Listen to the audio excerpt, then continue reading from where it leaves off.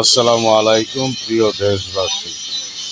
রমজান আসলে আমরা সঙ্গীত, ইসলামী সঙ্গীত গাই। রমজানেরই রোজার শেষে এলো খুশির দিন।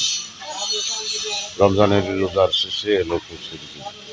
ঈদের যেই সঙ্গীত গান গিয়েছে শিল্পী আব্বাসউদ্দিন বাউল শিল্পী, কোনো বক্তা মৌলানারা রমজানে এই গান গাই নাই। রমজানের রোজার শেষে এলো খুশির দিন।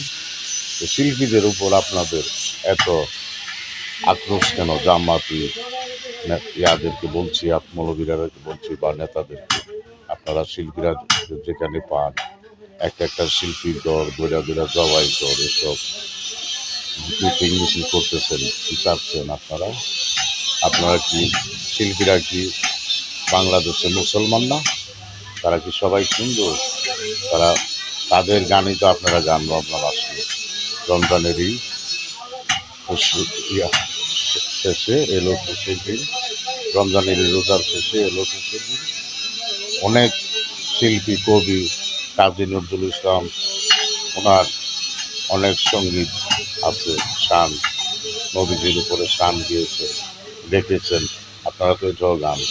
তো বাউলদের বা কবিদের উপর আপনাদের এত আক্রোশ কেন? বাংলাদেশে থেকে একটা স্বাধীন রাষ্ট্র, যার যেটা যার যার ধর্ম পালন করবে, যার যার ইচ্ছা মতে মনে করেন।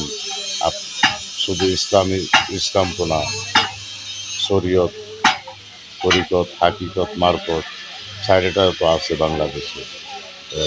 আপনি শরীয়ত পালন করেন, একজনে শরীয়ত পালন করে, হাকিকত পালন করে, তরিকত পালন করে, সবই পালন করে যারা পাক পঞ্জাতন। অনেক ইসলামের অনেক দ্বারা আছে, অনেক লোক পাওলরা চারোটা পালন করে। সেটার জন্য আপনারা তাদের ওপর এত চড়ছেন কেন? এত উত্তেজিত হচ্ছেন কেন আপনারা?